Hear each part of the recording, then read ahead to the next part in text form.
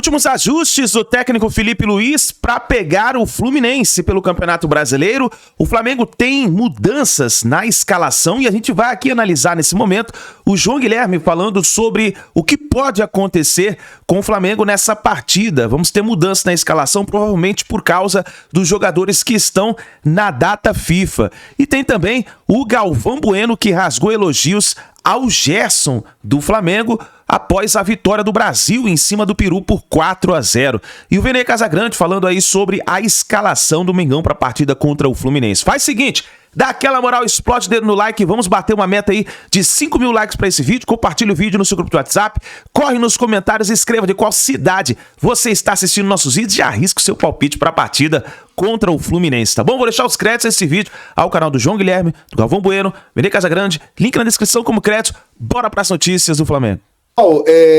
A data FIFA está terminando. Na quarta-feira nós já teremos jogos de volta do Campeonato Brasileiro. No final de semana nós teremos as duas partidas da Copa do Brasil. Sábado, Vasco e Atlético Mineiro em São Januário. Domingo, Corinthians e Flamengo em Itaquera. Mas essa rodada que vem aí do Campeonato Brasileiro, que será desmembrada, né, por aqueles dias ali, quarta, quinta, sexta, sábado, e vai ter um jogo domingo, que será Juventude e Palmeiras, tem um jogo que é muito especial e muito importante.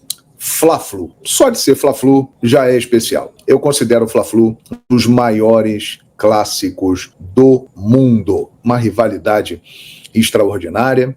E realmente esse da próxima quinta tem atrações muito especiais. A primeira delas, o Fluminense está desesperado para fugir do rebaixamento. Eu peço, por favor, alô meu editor, alô Tom, coloca aí a classificação do Campeonato Brasileiro. Confira. Veja que a situação do Fluminense, você está vendo aí, né? A situação do Fluminense é desesperadora. O Flamengo está lá no alto da tabela. O Flamengo é o quarto colocado. Mas perceba que esse jogo para o Flamengo, ele também é decisivo, porque já tem um monte de gente ali atrás dele querendo entrar no G4 e tirar essa vaga do Brasileirão para a Libertadores da América do ano que vem. Além disso, o Flamengo ainda tem uma mínima chance de título e, para mantê-la, precisa ganhar o Fla-Flu da próxima quinta-feira, 20h, no Maracanã. Será um jogo também marcado pela volta dos jogadores da data FIFA. No caso do Fluminense, o maior problema se chama John Arias, porque ele hoje é titular da seleção da Colômbia. Ele tem sido titular e participado de todos os jogos, é um baita jogador. E ele, 48 horas depois, estará em campo no Maracanã pelo Fluminense contra o Flamengo.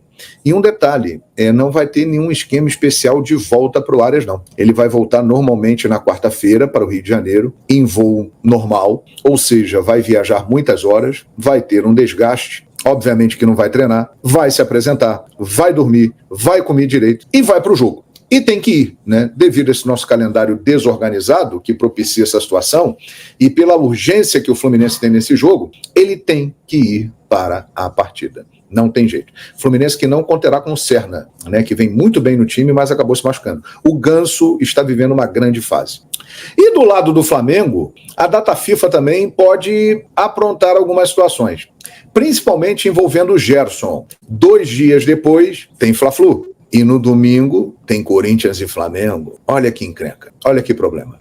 O Pulgar, problema também, porque ele é titular do Felipe Luiz. O Arrascaeta, ele jogou a partida anterior da seleção uruguaia os 90 minutos. Não foi bem, foi muito criticado. O De La Cruz ficou no banco. O De La Cruz também vai ser acionado, o Arrascaeta pode ser acionado. E o Varela, que hoje é um reserva no time do Flamengo, é titular na seleção uruguaia. Ou seja, a data FIFA vai influenciar diretamente nesse Fla-Flu histórico, que será o primeiro clássico estadual de rivalidade de Felipe Luiz à frente do time do Flamengo.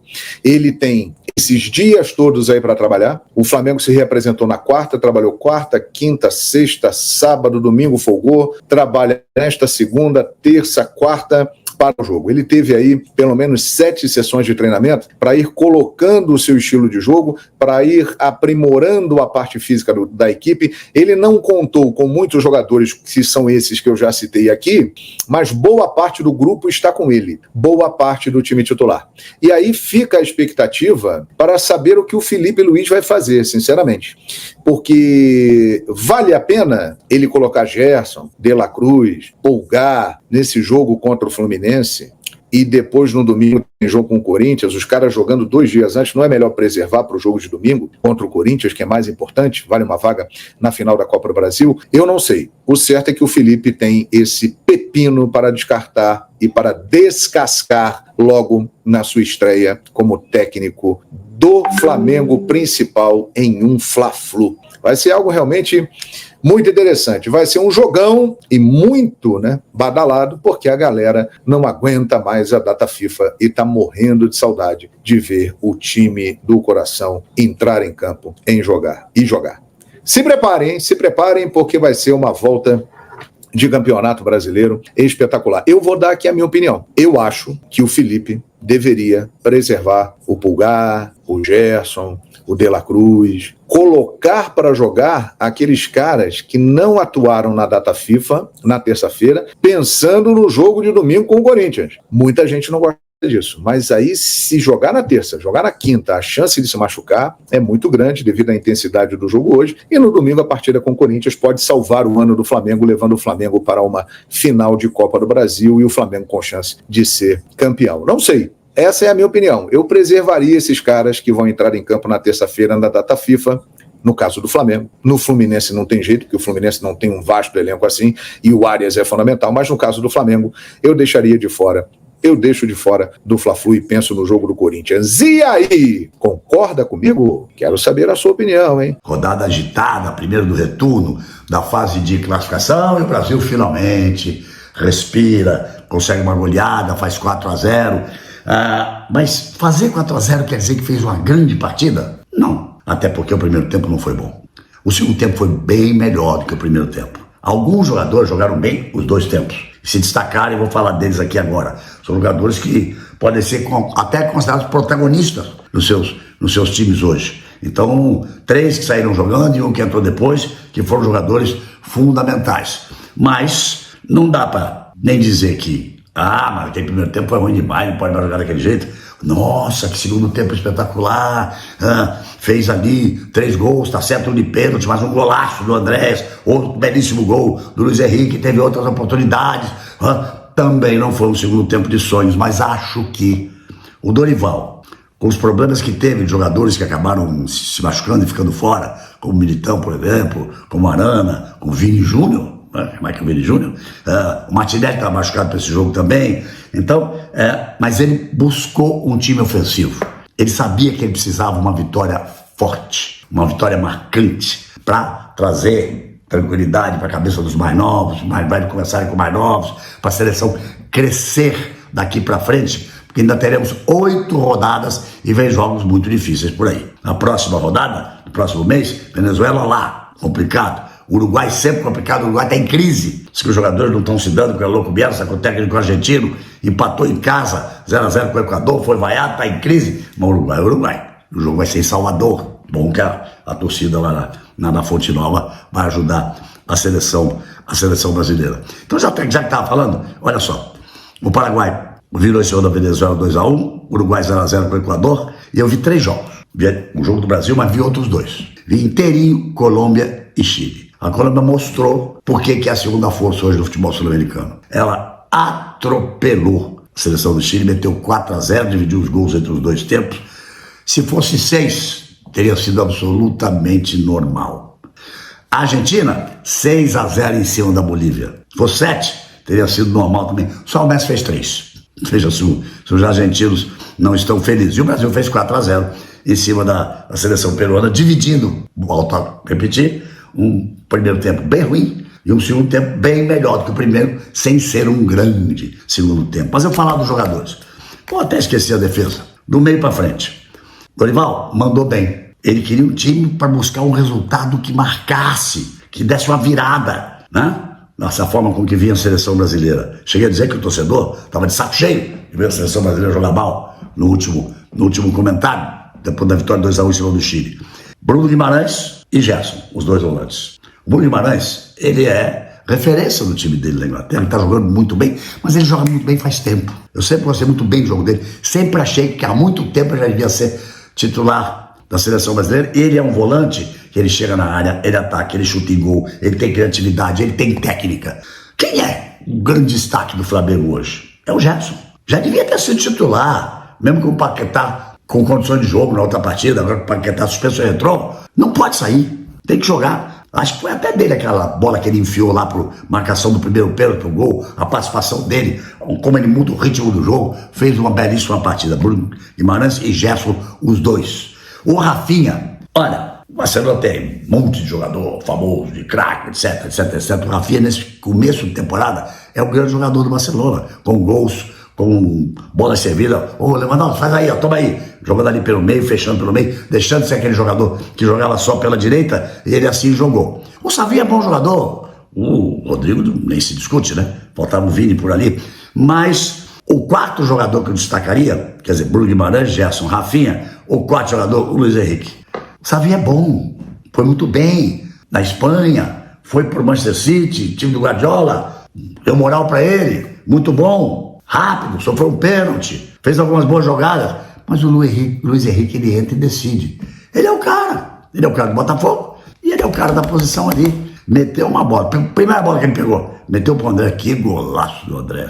O André não precisava fazer mais nada. Eu estranhei muito a convocação dele, depois que o vídeo foi cortado, ele entrou ali para formar o meio campo, quando já estava 2-0, mas que golaço. Me lembro quando eu gritava, assina, Bebeto, assina que o gol é seu. Porque foi o gol que o Bebeto se especializou no mundo como atacante em fazer aquele tipo de gol. E depois fez o gol dele, tentou mais outra vez, sempre com a mesma jogada, e usou o Wanderson passando pelo fundo, que o Savinho não usava. Então, Dorival, tá aí, tá andando. Foi um grande jogo. Ah, que espetáculo!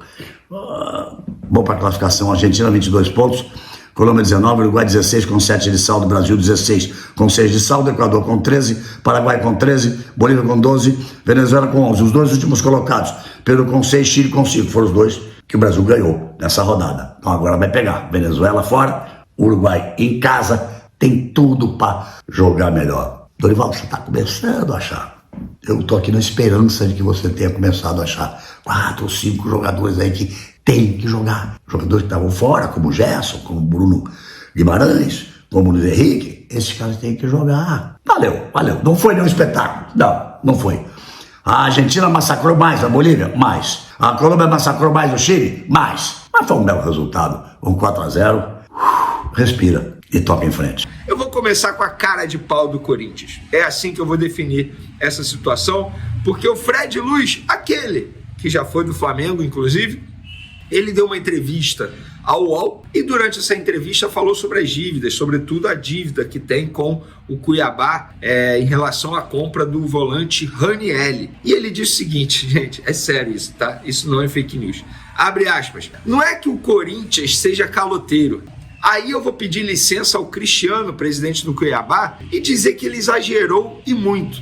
O que tem é um descasamento entre a capacidade de pagamento do Corinthians e o vencimento dessas dívidas de curto prazo. Nós vamos precisar de compreensão do Cristiano. Sei que isso foi tentado, mas não se chegou a um bom termo, mas acredito que chegará. É inviável o Corinthians pagar da forma que essa dívida está comprometida. O Corinthians precisa sim de boa vontade dos credores, mas isso está muito longe de ser golpe, é uma renegociação. Fecha, gente, isso é uma... eu ia utilizar uma palavra, melhor não. Isso é um absurdo, Para e pensa você, o culpado agora é o Cuiabá, o culpado agora é o Flamengo, o culpado agora é o Toluca do México, também não recebeu o valor da compra do Pedro Raul.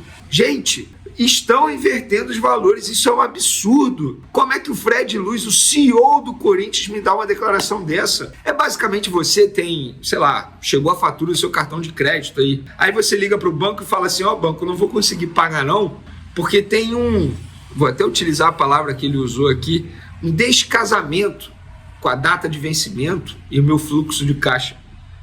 Aí vocês acham que o banco... Não, tá tudo bem. Relaxa, a gente não vai cobrar juros, você não precisa pagar. Resolve esse descasamento aí. Gente, isso não é possível.